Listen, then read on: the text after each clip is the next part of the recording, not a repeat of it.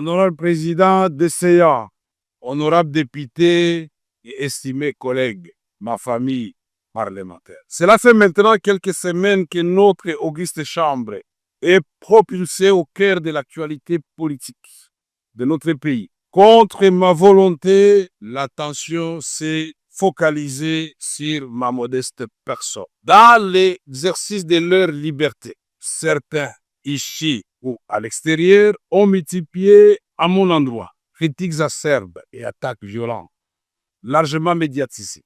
Mais d'autres, nombreux, m'ont témoigné leur amour et leur soutien. Aux uns et aux autres, je tiens à dire merci infiniment. Fort malheureusement, ce débat, si la déchéance éventuelle de quelques membres du bureau de l'Assemblée nationale a fini par occulter les véritables défis prioritaires auxquels notre pays est confronté à ce moment. Ce sont pourtant ces défis qui cristallisent les attentes du peuple que nous représentons et qui donnent à notre action toute sa substance patriotique. L'unité nationale, la cohésion, la défense de la souveraineté et de l'intégrité territoriale, le progrès social et économique. Voilà ce qui devrait capter toute notre énergie. Je me réjouis que la plénière d'aujourd'hui mette un terme à cette parenthèse afin que, dès demain, nous retrouvions le chemin de l'essentiel. Conjuguer nos efforts pour répondre aux attentes légitimes du peuple qui nous a mandatés ici. L'essentiel, c'est aussi de se rappeler qu'au moment où nous discutons ici, il y a des populations de l'Ituri, du Nord Kivu, du Sud Kivu, en communion avec les restes des populations congolaises qui payent le plus lourd tribut d'une guerre injuste qui nous est imposée. L'essentiel, c'est encore de garder à l'esprit qu'il nous reste de nombreuses batailles à mener et de nombreux défis à relever, au premier rang desquels le chômage et la pauvreté. L'essentiel, enfin, c'est d'être capable de sacrifier une part de nos intérêts présents au nom de la construction radieuse d'un avenir collectif. Honorables députés, estimés collègues, à travers une pétition qui m'a été notifiée par voie d'huissier, un groupe de collègues a mis en cause ma responsabilité en qualité de président de l'Assemblée nationale, de notre auguste chambre. Une lecture minutieuse de cette initiative montre que l'essentiel des préoccupations soulevées par mes collègues pétitionnaires porte sur le traitement réservé aux honorables députés et la gouvernance de l'Assemblée nationale. Au nom du principe de redevabilité, auquel je suis profondément attaché, et qui constitue un fondement de toute société démocratique, je me suis soumis à cette procédure mise en place, comme l'a si bien dit mon petit frère et ami Peter Kazadi, président de la commission. Je me suis donc soumis à cet exercice et j'ai répondu à chacune des préoccupations des pétitionnaires. 19 septembre 2025 devant la commission spéciale et temporaire instituée à cet effet. Pièce contre pièce, j'avais promis au président de la commission et aux membres de la commission que le lendemain, j'amènerai 3 documents qu'ils avaient demandé. Premier document pour justifier tous les fonds d'avril 2024 jusqu'au mois d'août de cette année.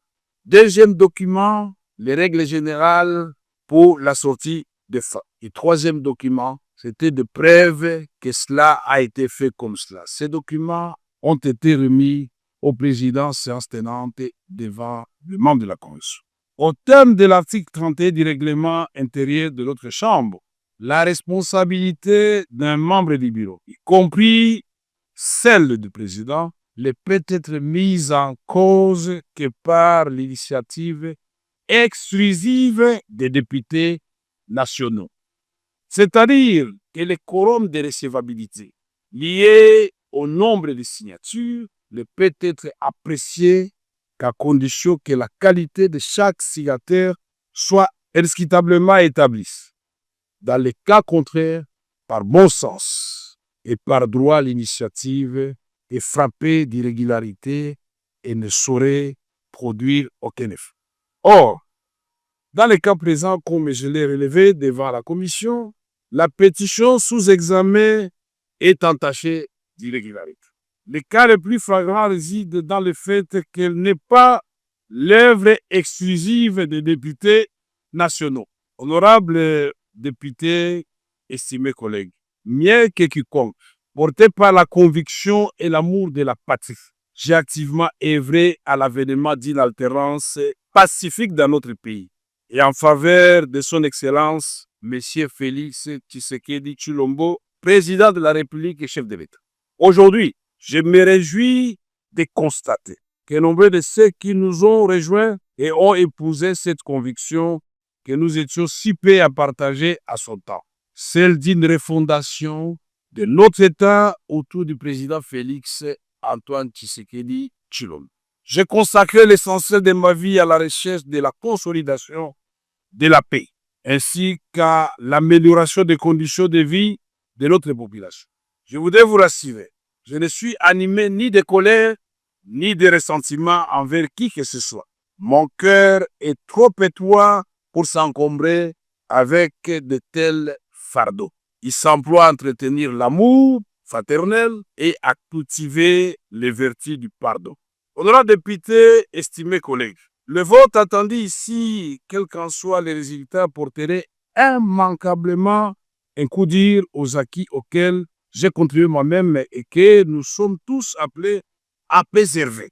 Je prends donc la mesure du spectre de la division et des clivages qui menacent de fragiliser la cohésion nationale et l'harmonie institutionnelle, pourtant indispensable à la réussite de notre projet collectif, restaurer la paix, impulser le développement, renforcer le rayonnement de notre pays. Honorables députés, estimés collègues, je ne vais pas vous promener dans les Saintes Écritures pour vous parler du roi Salomon avec les deux femmes qui se disputaient un enfant.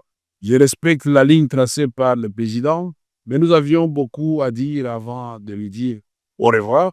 Honorables députés, estimés collègues, à vous, j'estime mon amour fraternel et ma gratitude sincère pour le moment partagé au service de notre beau pays. À toutes celles et ceux qui m'ont apporté un soutien spontané dans cette épreuve, je dis merci.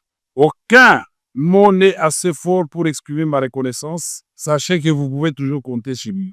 Je vais également m'adresser à nos collègues pétitionnaires. Merci à vous. Merci car au-delà de l'épreuve, il y a l'apprentissage.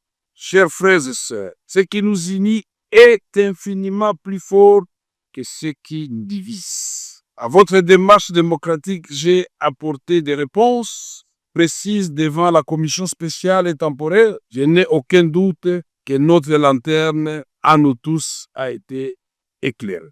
Ma gratitude s'adresse aussi au personnel administratif et aux assistants parlementaires qui abattent un travail remarquable avec zèle et abnégation. À celui qui me succédera, je souhaite plein succès dans la conduite de notre chambre. C'est ici le moment de vous annoncer ou de confirmer effectivement ce que le président de la commission, Peter Kazadi, a dit tout à l'heure. Je donc, en âme et conscience, décidé devant 110 millions de Congolais de considérer que ma petite personne ne doit pas bloquer une grande institution comme l'Assemblée nationale. J'ai donc décidé de déposer ma démission.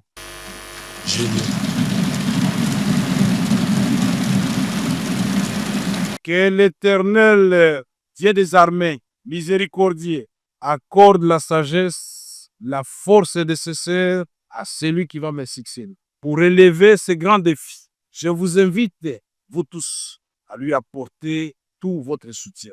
Enfin, un mot pour notre jeunesse parlementaire, pour lequel nous avions institué désormais un réseau de jeunes. Chers jeunes députés, vous êtes à la fois le présent et l'avenir de notre nation. Soyez toujours conscients de cette responsabilité. Ne commettez pas nos erreurs. Travaillez avec acharnement et discipline. Vivez pour l'histoire, chers jeunes. Que Dieu bénisse la République démocratique du Congo et son peuple et ses institutions, Que Dieu nous bénisse tous et que la nation triomphe. Merci.